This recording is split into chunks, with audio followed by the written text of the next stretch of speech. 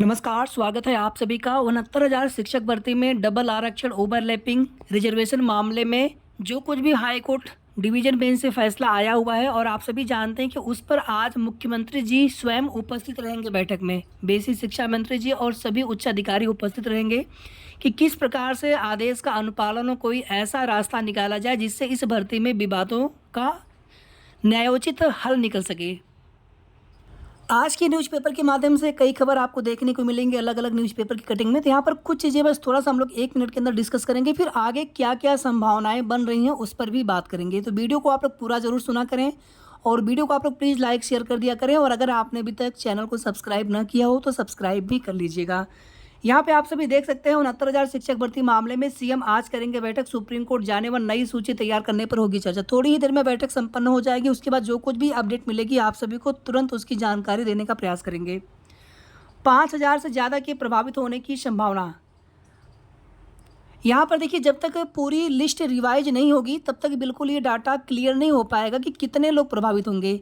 और जो भी जितने भी अभ्यर्थी प्रॉपर ओवरलैपिंग के तहत, देखिए जो आप सभी ये चीज़ बिल्कुल समझ चुके हैं कि एटीआरई को पार्ट नहीं माना गया है, और अगर मामला आगे सुप्रीम कोर्ट में जाएगा तो वहाँ पर क्या होगा क्या नहीं होगा किसी को नहीं पता है। लेकिन सारी जो लड़ाई हो रही थी आप लोग जानते हैं कि एक तरफ डबल रिजर्वेशन एटीआरई पर और एक तरफ जो है 27% 21% क्रमशः ओबीसी और एससी का आरक्षण पूरा होना चाहिए था, जो जनरल की कट ऑफ है उसके नीचे। यानी कितने लोगों ने ओवरलैप किया, ओवरलैप की संख्या पर ही सारी चीज़ें या सारा विवाद शुरू हुआ था। और ये चीज़ें आप लोग अच्छे से समझते हैं कि जितने भी अभ्यर्थी अभी चयनित हैं सामान्य वर्ग के सामान्य अनारक्षित की सीटों पर, अगर नियमानुसार जिस प्रकार से सीटों की मांग की जा रही है जो पुरानी वाली कट ऑफ है, तो उस पर फिर लगभग 1,000 ही सामान्य वर्ग के अभ्यर्थी शेष रह जाएंगे सिलेक्शन में। तो कुल मिलाकर के जो अनारक्षित की कट ऑफ है वो पहले की तुलना में कम से कम 1.5 से 2 नंबर हाई जाएगी। अगर यहाँ पर नई मेरिट लिस्ट, अगर पूरी लिस्ट रिविजिट होती, जैसा कि हाईकोर्ट ने पुरानी लिस्ट को रद्द कर दिया है। अभी जो कट ऑफ कम है अनारक्षित की, वो आप लोग जानते हैं कि वो कट ऑफ किस वजह से कम हुई है। आरक्षित वर्ग के अभ्यर्थियों का प्रॉपर ओवरलैपिंग न कराते हुए उनको अपना जिला या मनपसंद जिला देने के लिए उनको उनकी सीट पर सिलेक्शन दिया गया। अगर उनको जनरल की सीट पर सिलेक्शन दिया गया होता तो उन्हें कहीं ना कहीं दूर के जिले आवंटित हो रहे थे। ऐसे अभ्यर्थी हज़ारों की संख्या में हैं, और इसी वजह से जिन अभ्यर्थियों का ओवरलैपिंग होना चाहिए था, ओवरलैपिंग न होने के कारण उनको अपने कैटेगरी की सीटें मिल गई, और उनके अपने कैटेगरी के जो कम गुणांक वाले अभ्यर्थी जो कि आज चयन से वंचित रह गए हैं, तो उनका चयन नहीं हो सका। हालांकि आप देखेंगे डबल रिजर्वेशन वाले मामले पर कि जब एटीआरई का 60% जुड़ना है तो उसको भर्ती का पार्ट या मेरिट लिस्ट की का पार्ट उसको क्यों न माना जाए। अगर उस आधार पर, यानी कुल मिलाकर की चीज़ें आप लोग समझ चुके हैं कि 91 से लेकर के 96 के बीच में जितने भी आरक्षित वर्ग के अभ्यर्थी जिनके सुपरटेट में इतने नंबर हैं, तो उनकी ओवरलैपिंग नहीं होनी चाहिए। ये डबल रिजर्वेशन वाले मुद्दे पर सामान्य वर्ग के अभ्यर्थी इस पर कोर्ट में उन्होंने याचिका फाइल की थी। बाकी जो आरक्षित वर्ग के अभ्यर्थी हैं उनकी मांग अपने जगह पर सही है कि आप जो भी अनारक्षित की कट ऑफ है उसके नीचे आप 27% ओबीसी का और 21% एससी का पूरा करें। और आप देखेंगे विभिन्न जनप्रतिनिधि या विपक्ष की जो भी पार्टियां हैं, सभी लोगों ने इस मुद्दे को प्रमुखता से हाईलाइट किया है कि इस मामले का न्यायोचित हल मुख्यमंत्री जी निकालें। और आप देखेंगे बेसिक विभाग में पहले भी मीटिंग हो चुकी है कोर्ट ऑर्डर आते ही, और इसमें सारी चीज़ों पर, सारे विकल्पों पर विचार भी किया गया है कि सुप्रीम कोर्ट जाया जाए या फिर इसमें कोई समायोजन का रास्ता निकाला जाए। अगर समायोजन का रास्ता निकाला जाएगा तो फिर जितनी ओवरऑल सीट्स होंगी फिर उनके हिसाब से पुनः आरक्षण की मांग होगी, और निश्चित रूप से होगी। यानी कुल मिलाकर के ये विवाद फिर और बढ़ सकता है।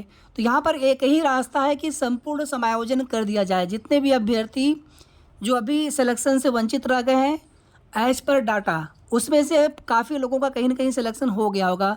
लगभग 9,000 के आसपास तो अभ्यर्थियों ने फॉर्म आवेदन भी नहीं किया था, प्रेफरेंस भी नहीं भरा था। तो कुल मिलाकर के जितने भी 90-97 पास अभ्यर्थी अब शेष रह गए हैं। जब आप समायोजन कर ही रहे हैं तो आप संपूर्ण समायोजन कर दीजिए, सभी का भला हो जाए, और इस भर्ती में सारे विवाद समाप्त हो जाएंगे। वहीं पर केवल इसमें जो एक विवाद रह सकता है वो आंसर की वाला प्रकरण है, जिसमें कि एक अंक सभी को मिलना चाहिए। तो उसकी वजह से जितने भी अतिरिक्त अभ्यर्थी, जो भी अतिरिक्त अभ्यर्थी उसमें आएंगे, तो उनके भी सिलेक्शन की राह खुल जाएगी। तो कुल मिलाकर के यहाँ पर देखिए, सरकार चाहे तो सब कुछ कर सकती है, लेकिन वही है कि सरकार कितने पदों पर समायोजन कर सकती है। बाकी संपूर्ण समायोजन की मांग तो बहुत लंबे समय से चली आ रही थी। इवन जो 1,37,000 भर्ती की ही सीटें खाली रह गई थी, उन्हीं सीटों को ही पूरा भर लिया जाए इसी भर्ती के अभ्यर्थी से, यहाँ तक भी मांग की गई थी। सरकार यहाँ पर सुप्रीम कोर्ट जाए या ना जाए, लेकिन जो भी चयनित अभ्यर्थी प्रभावित होंगे तो कहीं न कहीं वो सुप्रीम कोर्ट जा सकते हैं। और इसमें एक मुद्दा और भी होगा, जब नई मेरिट लिस्ट बनेगी तो बीएड और डीएलएड का, बीएड और बीटीसी का भी। और वही सिर्फ एक मुद्दा नहीं है साथियों, अभी तो आगे जब चीज़ें चलेंगी न जाने कितने सारे मुद्दे आएंगे। तो जो कुछ भी आज मीटिंग में चर्चा होनी है, इसको सारे जितने भी इसमें पहलू हैं, जितने भी इसमें विवाद के बिंदु हो सकते हैं या फिर हैं, सभी पर ऑलरेडी चर्चा बेसिक विभाग में हुई होगी, ऐसा हम लोग बिल्कुल यहाँ पर समझ सकते हैं। तो आज कुल मिलाकर के कुछ न कुछ चीज़ें निष्कर्ष रूप में निकलेंगी कि उसमें आगे किस प्रकार से क्या किया जाना है, कैसे सभी विवादों का अंत हो सकता है। अगर आप हमसे पूछेंगे तो हमें सिर्फ एक रास्ता यहाँ पर समझ में आ रहा है कि संपूर्ण समायोजन कर दिया जाए। जब एक बार गलती हो चुकी है, अब सरकार को यहाँ पर नौकरी देनी ही चाहिए। हालांकि जो नई शिक्षक भर्ती वाले अभ्यर्थी होंगे, अगर वो लोग ये सुनेंगे कि संपूर्ण समायोजन हम यहाँ पे कह रहे हैं, तो वो लोग काफ़ी ज़्यादा नाराज़ होंगे कि हम लोगों को भी फिर मौका मिलना चाहिए, नए सिरे से भर्ती होनी चाहिए। तो देखिए यहाँ पर क्या होता है, बस न्यायोचित विवादों का हल हो जाए, किसी के साथ भी अन्याय ना हो। विशेष करके जो भी आरक्षित वर्ग के अभ्यर्थी हैं, तो उनके साथ अन्याय नहीं होना चाहिए। जितनी भी सीटें उनको पहले ही मिल जानी चाहिए थे नियमानुसार। हम यहाँ पे ये नहीं कह रहे 19,000, 18,000, 17,000, जितनी भी सीटें उन्हें मिलनी चाहिए थी नियमानुसार, उन्हें सीटें पहले ही मिल जानी चाहिए थी। तो आज ये सब विवाद होता ही नहीं। या फिर पहले ही अगर संपूर्ण समायोजन पर फैसला ले लिया गया होता तो फिर आज किसी भी तरह के कोई भी विवाद नहीं होते, ना डबल रिजर्वेशन, ना ईडब्ल्यूएस का मामला, ना यहाँ पर आरक्षण का मामला, कोई भी मामला नहीं होता। तो थोड़ा सा आप सभी इंतजार करें, जैसे ही मीटिंग समाप्त होगी, जो कुछ भी जानकारी निकल कर के आएगी, आप सभी को तुरंत उसकी सही अपडेट देने का प्रयास करेंगे। वीडियो को आप लोग प्लीज़ लाइक शेयर ज़रूर कर दिया करें। धन्यवाद।